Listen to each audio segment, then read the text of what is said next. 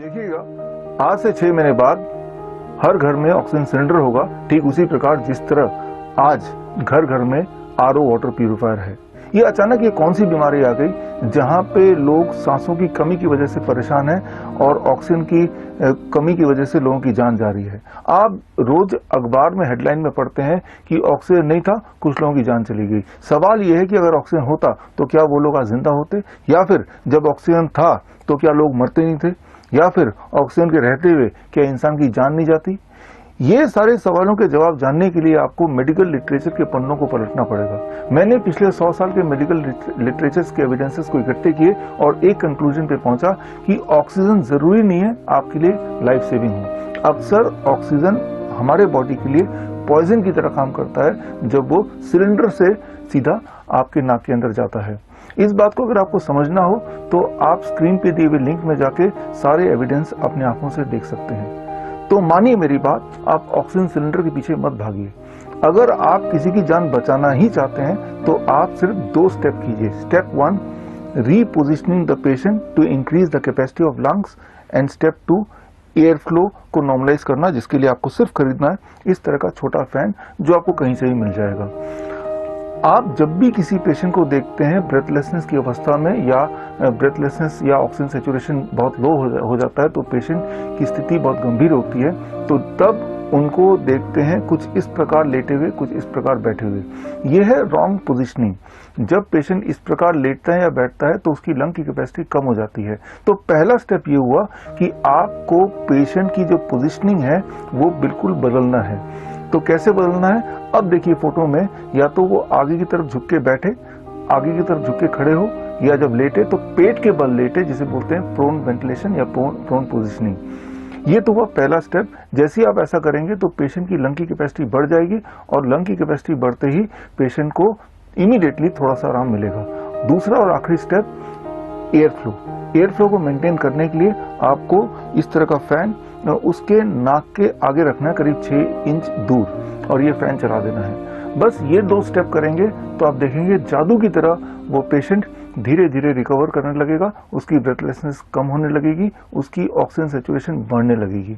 ये एक मैजिक की तरह काम करता है। और इस बात को समझने के लिए आप इसी वीडियो में आगे कुछ टेस्टिमोनियल देखिए, कैसे कुछ पेशेंट्स ने यही 2 स्टेप करके अपना ऑक्सीजन सैचुरेशन 45 से 95 तक ले गए। मैं सुनीता गुप्ता दिल्ली में रहती हूँ। मुझे बहुत तेज 2 बुखार हो गया था और फिर मैं डॉक्टर के पास गई। डॉक्टर ने मुझे दवाई दी। उस दिन तो मेरा थोड़ा ठीक हो गया था। फिर अगले दिन दोबारा मैं दवाई लेने चली गई। डॉक्टर ने मुझे दवाई दी, लेकिन उससे मेरे को फिर कोई दूसरे दिन फर्क नहीं पड़ा। तो मैंने डॉक्टर को चेंज कर लिया। मैंने दूसरे डॉक्टर की दवाई लेनी शुरू कर दी। उससे जब मेरी खांसी बहुत ज्यादा थी और मेरा बुखार का लेवल भी ज्यादा था, 2 से 3 भी हो गया था बीच में। फिर मैं उस डॉक्टर की दवाई 2-3 दिन 4 दिन तक लेती रही, और मेरे को बुखार तो मेरा कम हो गया उन डॉक्टर की दवाई से, और मेरी खांसी का लेवल भी नहीं ठीक हुआ, वो थोड़ा चलता रहा मेरा। फिर मेरे को धीरे धीरे मेरे जब बुखार ठीक हो गया तो पता नहीं अचानक से मेरा ऑक्सीजन लेवल बिल्कुल 45 चला गया है। उससे क्या हुआ कि मेरे भैया को मेरी बिटिया ने फोन करा। वो मेरे घर आए, SK गुप्ता, और उन्होंने मेरी आते ही सबसे पहले सारी दवाइयां बंद कर दी और मुझे उल्टा 3 तकियों पे उल्टा करके मुझे लिटा दिया और सामने पंखा मेरे रख दिया। उससे मैं पंखे की हवा मेरे नाक में सीधी जाती रही और मैं बिल्कुल सीधी उल्टी लेटी हुई, और उस पंखे से हवा नाक में सांस में लेती रही। उसके बाद डॉक्टर, उन्होंने विश्वरूप राय चौधरी की नाइस टीम की मेंबर अमिता, उनसे उन्होंने सलाह ली। उन्होंने सारा ट्रीटमेंट मेरा, जब से वो तकिया लेके मैं उल्टी लेटी, उन्होंने बताते गए वो अमिता जी और मेरा भैया। उस तरह से मुझे सब ट्रीटमेंट मेरा करता चला गया। सुबह नारियल का पानी, दोपहर को मौसमी का जूस, फिर उसके बाद मेरे को बहुत सारे फ्रूट्स, और उसके बाद मेरे को सलाद। ये सब मेरे को 8-9 दिन खूब अच्छे से खिलाया पिलाया खूब, और मैं उसी पोजीशन में जैसे मैं थी वैसे मैं उल्टी लेटी रही और पंखे की हवा मैं लेती रही। पंखे की हवा ने और मेरे को जो डाइट चार्ट दिया गया और मैं जो उल्टी लेटी थी उससे मेरा ऑक्सीजन लेवल जो 45 था वो मेरा धीरे धीरे करके हर रोज 10, 5, 15, 10, 5, 15 करते करते बढ़ते बढ़ते आज मेरा 92, 90, 95 तक भी आ गया। आज मैं अमिता जी की वजह से बिल्कुल ठीक हूँ। अब मैं बोल भी पा रही हूँ और सबसे बात कर पा रही हूँ और बैठ पा रही हूँ। ये अमिता जी को मेरी तरफ से बहुत बहुत धन्यवाद। जिसको भी अगर ठीक होना है तो अमिता जी की बात पे चले, हॉस्पिटल जाने से बचेंगे, मरने से बचेंगे, क्योंकि मैं मरते मरते बची हूँ। जो मेरी हालत हो गई थी वो मुझे पता है। आज मैं अमिता जी की वजह से, अपने भाई SK गुप्ता की वजह से और विश्वरूप राय चौधरी की वजह से मैं बची हुई हूँ। इनका मेरे को मेरी तरफ से बहुत बहुत धन्यवाद, बहुत बहुत शुक्राना। सब मेरी बात सुनना। आप हॉस्पिटल जाने से, मरने से बच जाओगे। आपका ऑक्सीजन लेवल बिल्कुल ठीक हो जाएगा। धन्यवाद। नमस्कार, मेरा नाम राजेंद्र सिंह है। मेरी उम्र 36 साल है और मेरे को कुछ दिन पहले मेरे को बुखार हुआ। उसके बाद में खांसी वगैरह हो गई। कुछ दिन पहले मेरे को इतनी ज़्यादा दिक्कत हो गई, मुझे सांस लेने में इतनी ज़्यादा तकलीफ हो गई कि मैं सांस भी सही से नहीं ले पा रहा था। तो मैं मेडिकल हॉस्पिटल गया। मेडिकल गया तो वहाँ पे उन्होंने मेरा ऑक्सीजन लेवल चेक किया और जब ऑक्सीजन लेवल चेक किया तो 55 के आसपास था। उन्होंने कहा कि आप अंदर जाके फटाफट ऑक्सीजन लगवाइए। जब मैं वहाँ गया तो वहाँ पे जाके मैंने देखा कि मेरे आगे लाइन लगी हुई थी, 3-4 पेशेंट थे और जब तक मेरा 1.5 घंटा मैंने इंतजार किया मगर मेरा नंबर नहीं आया। फिर मैं वहाँ से दूसरा हॉस्पिटल चला गया, मूलचंद चला गया। मूलचंद जाके पता किया तो वहाँ पे उन्होंने बोला कि ना हमारे पास बेड है और ना ही हमारे पास ऑक्सीजन गैस है।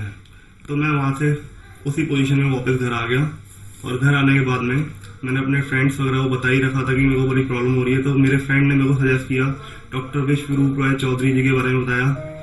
उसके बाद में उनके एक डॉक्टर हैं, डॉक्टर हेमा सिंह हैं, उन्होंने मेरे को बताया। उन्होंने मेरे को बोन वेंटिलेशन के बारे में बताया और उन्होंने मेरे को बोला कि आप ऐसे ऐसे एक्सरसाइज कीजिए, इससे आपका ऑक्सीजन लेवल नॉर्मल हो जाएगा। तो जैसे जैसे उन्होंने मेरे को बताया मैंने बिल्कुल वैसे वैसे किया, उससे मेरा ऑक्सीजन लेवल काफ़ी ठीक हो गया। उसके बाद में उन्होंने मेरे को बोला था कि आपने दवाई वगैरह कोई नहीं लेनी और मैंने बिल्कुल जैसे जैसे डॉक्टर ने मेरे को बोला मैंने बिल्कुल वैसे वैसे किया और उसके बाद में मैं आज लगभग 3-4 दिन के बाद मैं बिल्कुल नॉर्मल हो चुका हूँ और मेरी सांस लेने में भी अब मेरे को कोई परेशानी है मगर बहुत कम के बराबर, बहुत कम, ना के बराबर परेशानी है जी। बस थैंक यू। नमस्कार दोस्तों, मेरा नाम रोशन है, नाइस एंड वाइज एक्सपर्ट।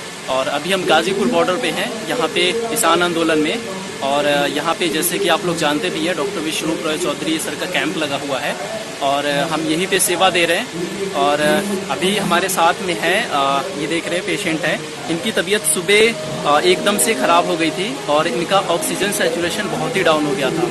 तो इन लोगों ने यहाँ से कई सारे लोग इनको हॉस्पिटल लेकर गए और एम्स हॉस्पिटल पास में ही है। तो वहाँ के डॉक्टर ने बताया कि इन्हें कोरोना हो गया है और एडमिट करना पड़ेगा। ऑक्सीजन सैचुरेशन इनका 85 था उस टाइम पे। तो इन लोगों ने एडमिट नहीं कराया और फिर यहीं पे आ गए, किसान आंदोलन में ही आ गए। उस टाइम पे मैं यहाँ पे नहीं था। तो फिर जब मैं यहाँ पे आया, जब मेरे को पता चला तो फिर मैं इनके पास आया तो ऑक्सीजन सैचुरेशन चेक करा तो 85 आ रहा था। तो इंस्टेंटली उसी टाइम पे मैंने इन्हें प्रोन पोजीशन पे डाला और 2 से 3 घंटे के अंदर में इनका ऑक्सीजन सैचुरेशन अभी नॉर्मल आ गया है। देखिए इनका ऑक्सीजन सैचुरेशन अभी क्या आ रहा है वो देखते हैं। अभी इनका ऑक्सीजन सैचुरेशन आप देख रहे हैं 97 आ गया है। तो अभी ये ठीक है और इनसे जानते हैं इनकी तबीयत अभी कैसी है। बताइए अभी आप कैसे हैं? ठीक है। ठीक है। तो अभी इन्हें बस थोड़ा सा वीकनेस है, तो ये शाम तक बिल्कुल ठीक हो जाएंगे। तो मैं यही कहना चाहूँगा कि जो अभी देख रहे हैं कि जैसे हॉस्पिटल गए और कोविड बताकर और ये हॉस्पिटल वाले एडमिट करना चाह रहे थे, तो अगर ये एडमिट हो जाते तो आपको पता ही है हॉस्पिटल में आजकल क्या चल रहा है। तो मैं इतना ही कहना चाहूँगा कि अगर ऑक्सीजन लेवल किसी का लो हो तो घर पे प्रोन वेंटिलेशन आप इजीली प्रोन वेंटिलेशन पोजीशन में लेट के अपना ऑक्सीजन लेवल आप इंक्रीज कर सकते हैं और इजीली इंक्रीज हो जाता है। इनका आधे से 1 घंटे के अंदर में इनका 90 प्लस हो गया था और अभी आप देख रहे हैं 96 है, तो अब कोई प्रॉब्लम ही नहीं है। और बाकी हम यहाँ पे हमारा मेडिकल कैंप भी लगा है इधर, तो डेली बेसिस पे 40 से 50 पेशेंट को हम ट्रीट करते हैं और हमें अच्छा भी लग रहा है। धन्यवाद। मैं उम्मीद करता हूं कि आप इस नॉलेज को यूज करेंगे ताकि हम किसी की जान बचा सकें। All the best. धन्यवाद। जय हिंद।